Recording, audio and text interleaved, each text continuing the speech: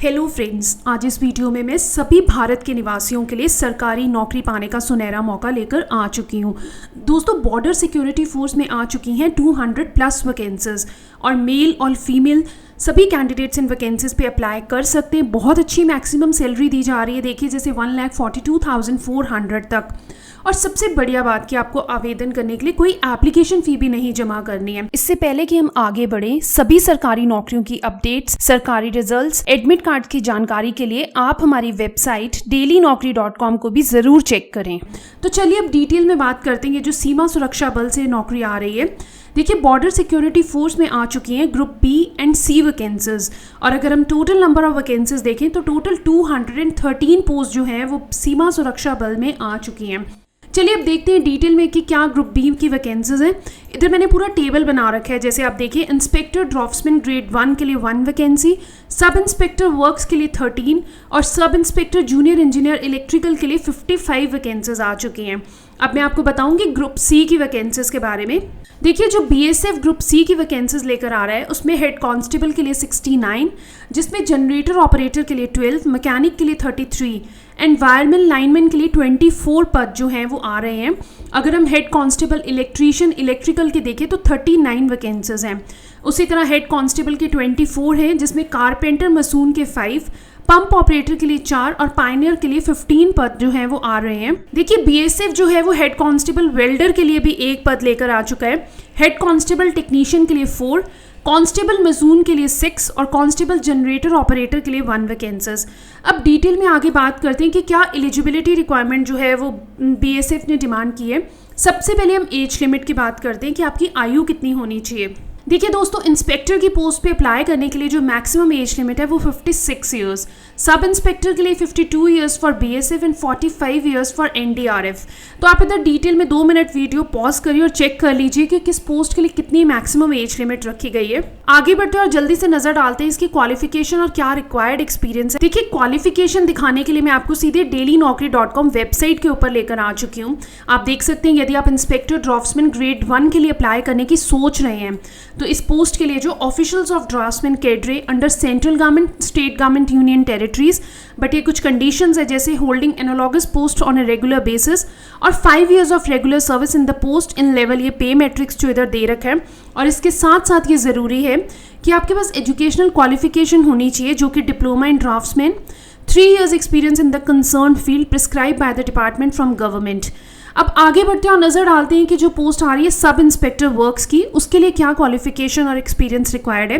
देखिए, for deputation to BSF officers under central government और state government और CAPF holding analogous post in the parent cadre और department, उसके साथ साथ 10 years regular service in the post in level 4 of pay matrix जो इधर दे रखा है। और अगर हम क्वालिफिकेशन और फिजिकल स्टैंडर्ड्स की बात करें तो ये ज़रूरी है कि आपने 3 years diploma in civil engineering pass किया हो।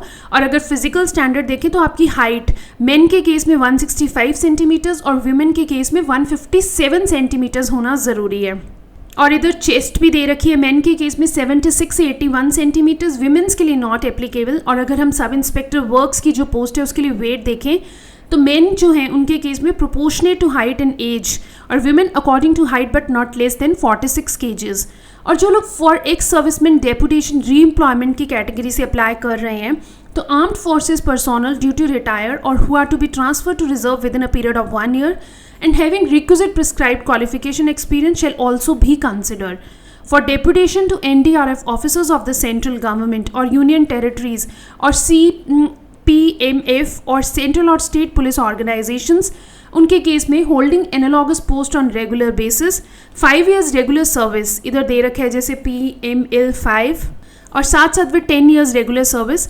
और उसके साथ ज़रूरी है कि आपने 10वीं कर रखी हो किसी रिकॉग्नाइज बोर्ड से विद डिप्लोमा इन स्ट्रक्चरल और सिविल इंजीनियरिंग।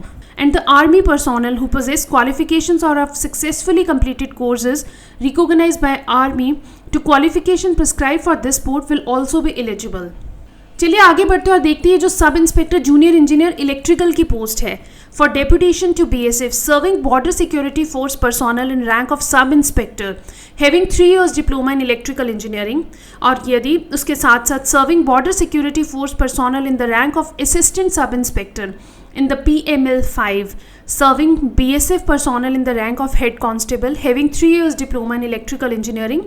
और अगर हम डेपुटेशन और रीएम्प्लॉयमेंट की बात करें तो आर्म्ड फोर्सेस और ड्यू टू रिटायर और who are to be transfer to reserve within a period of 1 year and having requisite prescribed qualification and experience। और for deputation to NDRF officers of the central government और state government holding analogous post on regular basis. और इधर कुछ conditions mention कर रखी हैं तो आप इधर डिटेल में चेक कर सकते हैं। ये तो हुई ग्रुप बी की बात। अब हम ग्रुप सी की बात करते हैं। सबसे पहले मैं आपको head constable, generator operator, mechanic, wireman, lineman के बारे में बताती हूँ। Head constable of border security force possessing industrial training institute certificate with 2 years experience. और उसके साथ साथ constables of BSF with 8 years regular service in the levels in the pay matrix, possessing industrial training institute certificate from recognised institute. और इधर experience भी दे रखा है। और पर्सनल्स होल्डिंग इक्विवेलेंट और analogous post in the army, other central paramilitary forces और central और स्टेट पुलिस ऑर्गेनाइजेशंस। और दोस्तों ध्यान दीजिए, मेट्रिकुलेशन और 10th class pass from recognise board होना भी ज़रूरी है। और उसके साथ साथ industrial training certificate in respective trade from a recognised institute with 3 years experience. और अगर हम फॉर एक्स सर्विसमैन डेपुटेशन और रीएम्प्लॉयमेंट की बात करें तो armed forces personnel due to retire और who are to be transfer to reserve within a period of 1 year and having requisite prescribed qualifications. आगे बढ़ते हैं और देखते हैं जो हेड कांस्टेबल इलेक्ट्रीशियन और इलेक्ट्रिकल की पोस्ट आ रही है उसके लिए ऑफिशियल्स ऑफ द सेंट्रल और state government holding analogous post on regular basis with 8 years regular service subject to qualifying proficiency test should be matric और 10th pass and possessing 2 years experience in trade.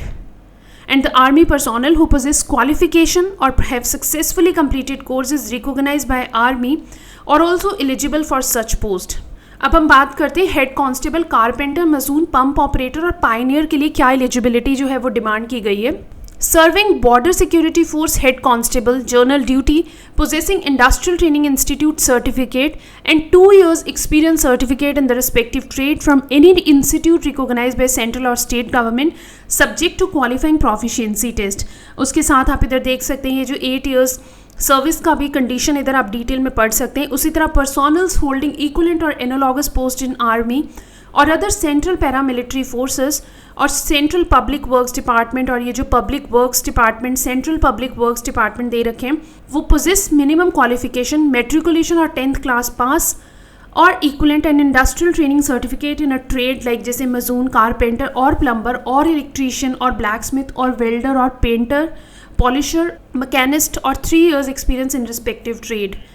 आगे बढ़ते और देखते हैं जो head constable welder की post है उसके लिए ऑफिशियल्स ऑफ द सेंट्रल और state government holding analogous post on regular basis with 8 years regular service और साथ साथ 2 years experience in the respective trade.